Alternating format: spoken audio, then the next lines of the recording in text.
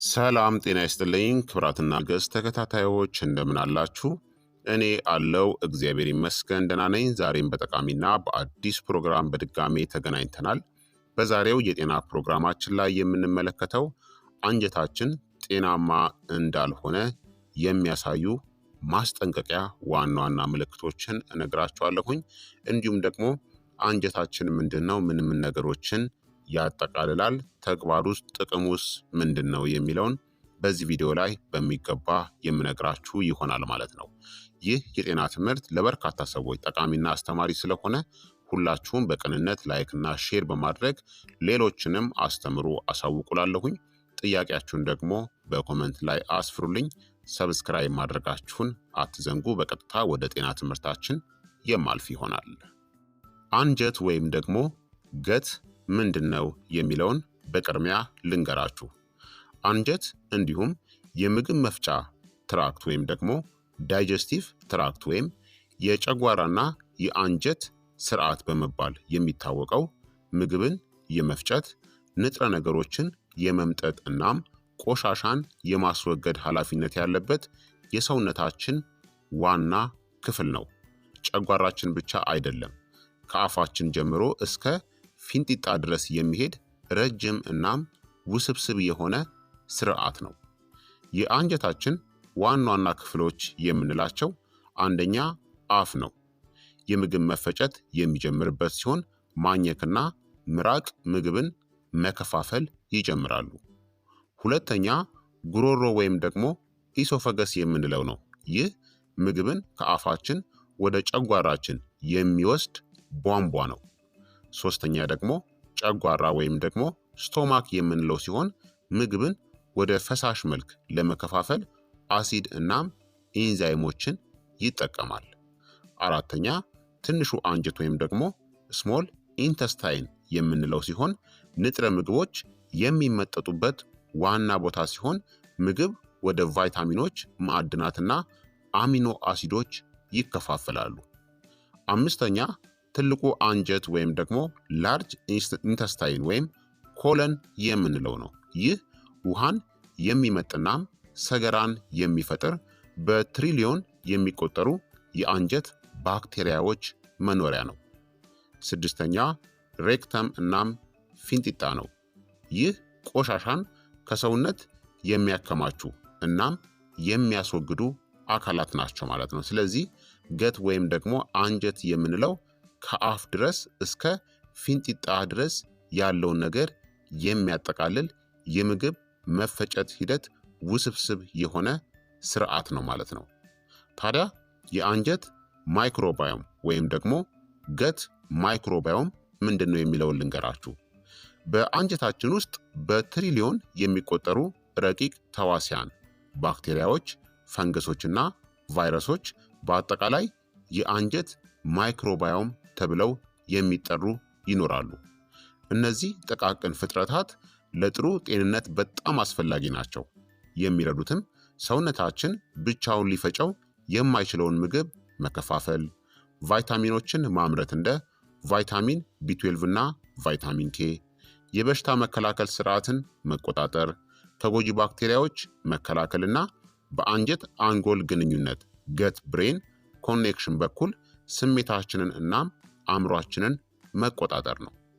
ታዲያ የአንጀት ጤና አስፈላጊ የሆነው ለምንድን ነው የሚለውን ልንገራችሁ እስቲ።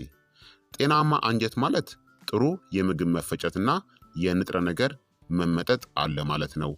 ጠንካራ የበሽታ መከላከያ አለን ማለት ነው። እንዲሁም የተረጋጋ ስሜትና የአእምሮ ግልጽነት፣ የተመጣጠነ ክብደት፣ ጤናማ ቆዳ እናም የኃይል ደረጃዎች እንዲኖር ይረዳል። ታዲያ ጤናማ ያልሆነ አንጀት ግን ብዙ መዘዞች ይኖረዋል ማለት ነው። የሆድ መነፋት፣ የሆድ ድርቀት ወይም ደግሞ ተቅማጥ፣ ድካምና ጥሩ እንቅልፍን ማጣት፣ የቆዳ ችግሮች፣ የተዳከመ የበሽታ መከላከልና የስሜት ለውጦች እንደ ጭንቀትና ድብርትን ያስከትላል ማለት ነው። ባጭሩ አንጀታችን የሰውነታችን ሁለተኛ አንጎል ነው። ምግብን ከመፍጨት ባለፈ በሽታ የመከላከል አቅምን፣ ስሜትንናም አጠቃላይ ጤናችንን በአንጀት ማይክሮባዮም አማካኝነት የሚደግፍ ኃይለኛ የሆነ የሰውነታችን ስርዓት ነው። ታዲያ አንጀታችን ጤናማ እንዳልሆነ የሚያሳዩ ቅድመ ማስጠንቀቂያ ዋና ዋና ምልክቶችን ደግሞ በዝርዝር እነግራችኋለሁ። አንደኛ ተደጋጋሚ የሆድ መነፋት እናም ጋዝ ነው። አልፎ አልፎ የሆድ መነፋት የተለመደ ነው፣ ነገር ግን በመደበኛነት የሚከሰት ከሆነ በአንጀት ባክቴሪያዎች ላይ አለመመጣጠን ዲስባዮሲስ ተብሎ የሚጠራ ወይም አንዳንድ ምግቦች በደንብ አለመፈጨታቸውን ሊያመለክት ይችላል።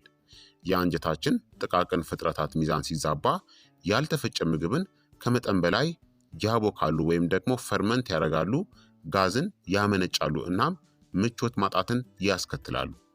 የምግብ አለመቻቻል ፉድ ኢንቶለራንስ የትንሹ አንጀት የባክቴሪያዎች ከመጠን በላይ መጨመር ወይም በአንጀት ባክቴሪያዎች ሚዛን መዛባት ሊኖርብን ይችላል ማለት ነው። ሁለተኛ የሆድ ድርቀት ወይም ደግሞ ተቅማጥ ነው። መደበኛ ያልሆነ የአንጀት እንቅስቃሴ በጣም አናሳ ሰገራ ወይም ደግሞ የሆድ ድርቀት ወይም በጣም ተደጋጋሚ ተቅማጥን ያስከትላል። ደካማ የአንጀት ጤና ዋና ምልክቶች ናቸው እነዚህ። ጤናማ አንጀት ቆሻሻን በተቀላጠፈ እናም በተከታታይ ማስወገድ አለበት። የሆድ ድርቀት በቂ ፋይበር አለመውሰድ፣ የሰውነት ፈሳሽ ማጣት ወይም ደግሞ ዲሃይድሬሽን ወይም የአንጀት እንቅስቃሴ መቀዛቀዝን ሊያመለክት ይችላል። ተቅማጥ ደግሞ ኢንፌክሽን፣ ብግነት ወይም ደግሞ ኢንፍላሜሽን ወይም እንደ ላክቶስ ወይም ግሉተን ያሉ አንዳንድ ምግቦችን አለመቻቻልን ሊያመለክት ይችላል። ሶስተኛ የምግብ አለመቻቻል እናም ስሜታዊነት ወይም ሴንሲቲቪቲ ነው። ከዚህ በፊት ችግር ያልፈጠሩባችሁ ምግቦች አሁን በአሉታዊ መልኩ ምላሽ መስጠት ከጀመሩ ይህ ሚዛናዊ ባልሆነ የአንጀት ማይክሮባዮም ወይም የሚፈስ አንጀት ወይም በሊኪ ገት ምክንያት ሊሆን ይችላል። ይህ የሚሆነው የአንጀት ውስጠኛው ግድግዳ ሲጎዳ የምግብ ቅንጣቶች ወደ ደም ውስጥ እንዲገቡ እናም የበሽታ መከላከል ምላሽ እንዲቀሰቅሱ ሲያደርግ ነው።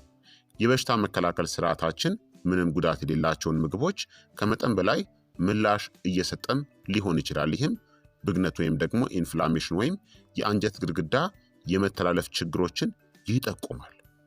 አራተኛ መጥፎ የአፍ ጠረን ነው። ብሩሽ ካደረጋችሁ ወይም ከቦረሻችሁ በኋላም የማይጠፋ ስር የሰደደ መጥፎ የአፍ ጠረን ከአንጀት ሊመጣ ይችላል። ደካማ የምግብ መፈጨት፣ የጎጂ ባክቴሪያዎች ከመጠን በላይ መጨመር ወይም ቀርፋፋ የአንጀት እንቅስቃሴ በመፈጨት ትራክት በኩል ወደ ላይ የሚጓዙ መጥፎ ጠረን ያላቸው ውህዶችን ሊያመነጩ ይችላሉ።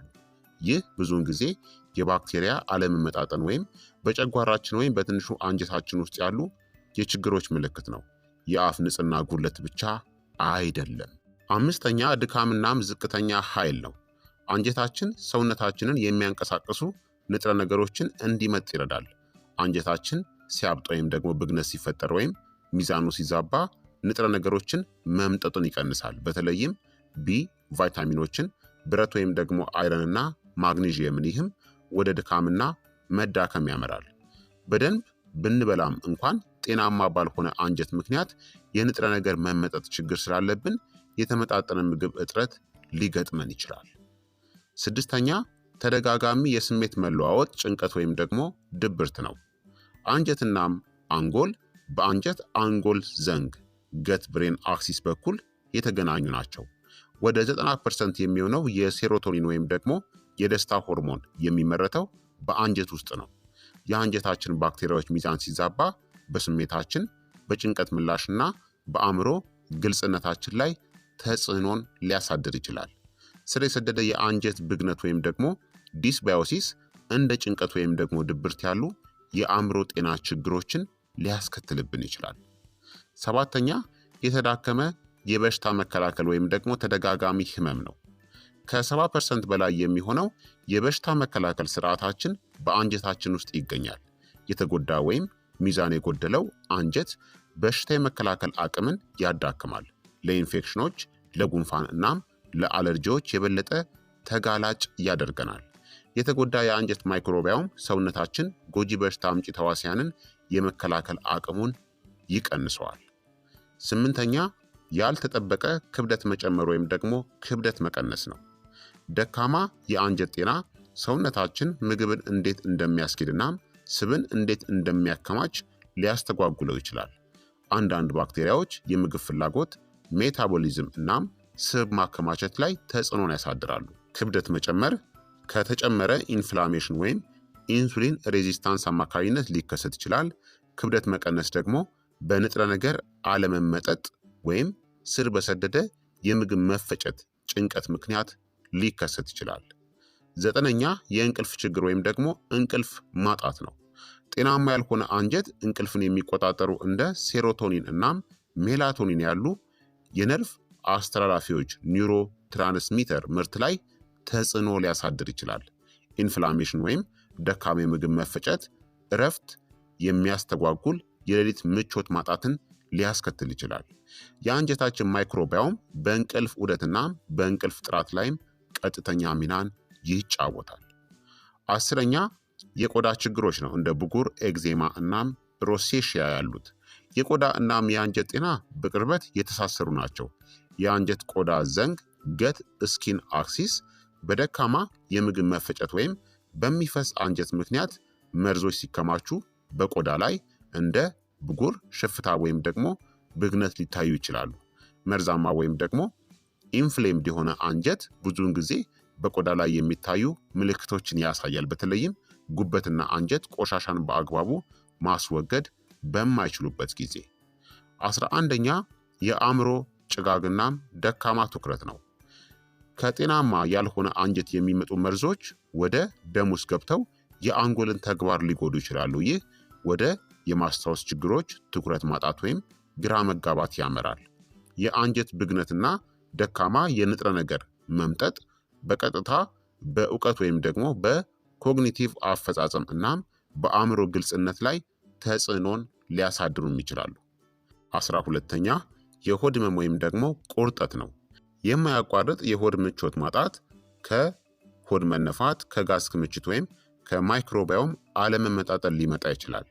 የአንጀት ውስጠኛ ግድግዳ ሊበሳጭ ይችላል። ይህም ከምግብ በኋላ ወይም በአንጀት እንቅስቃሴ ወቅትም ህመምን ያስከትላል። የሚያበሳጭ የአንጀት ሲንድረም ወይም ደግሞ እንደ ኢሪቴብል ባውል ሲንድረም፣ የጨጓራ ብግነት ወይም ደግሞ ቁስለት፣ ጋስትራይተስ ወይም የአንጀት ማይክሮባዮም አለመመጣጠንን ሊያመለክትም ይችላል። ስለዚህ እነዚህ ዋና ዋና ምልክቶች አንጀታችን ጤናማ እንዳልሆነ የሚያሳዩ ምልክቶች ናቸው። ታዲያ የአንጀትን ጤና በተፈጥሮ እንዴት ማዳንና መደገፍ እንደምንችል ደግሞ ልንገራችሁ። ብዙ ፋይበር የበዛባቸውን ምግቦችን ተመገቡ። እንደ አትክልቶች፣ ፍራፍሬዎች፣ ጥራጥሬዎችና ሙሉ እህሎችን እንደ እርጎ፣ ኪፈርና ሶርክራውት ወይም ኪሚቺ ያሉ የዳበሩ ምግቦችን አካቱ ወይም ተመገቡ። የስኳርና የተዘጋጁ ምግቦችን ፍጆታ ደግሞ ቀንሱ። በቂ ፈሳሽን ውሰዱ። በመዝናናት በማሰላሰል ወይም ደግሞ በጥልቅ በመተንፈስ ጭንቀትን ተቆጣጠሩ። መደበኛ እንቅልፍና መጠነኛ የአካል ብቃት እንቅስቃሴንም አድርጉ። ስለዚህ ክቡራትና ክቡራን ተመልካቾቼ የዛሬው የጤና ትምህርቴ እንግዲህ ይህንን ይመስል ነበረ። እንደተማራችሁበት ተስፋ አደርጋለሁኝ። የአንጀታችን ጤና ማጣት ቅድመ ማስጠንቀቂያ ምልክቶችን በሚገባ ነግሬያችኋለሁ ማለት ነው። ይህ የጤና ትምህርት ለበርካቶች እንዲደርስ ላይክና ሼር ማድረጋችሁን አትዘንጉ። ጥያቄያችሁን በኮመንት ላይ አስፍሩልኝ። ሰብስክራይብ ማድረጋችሁን አትዘንጉ። በቀጣይ የጤና ትምህርት እስከምንገናኝ እኔንም እናንተንም ቸር ያቆየን። መልካም ጊዜ፣ መልካም ቆይታ። ቻው ቻው።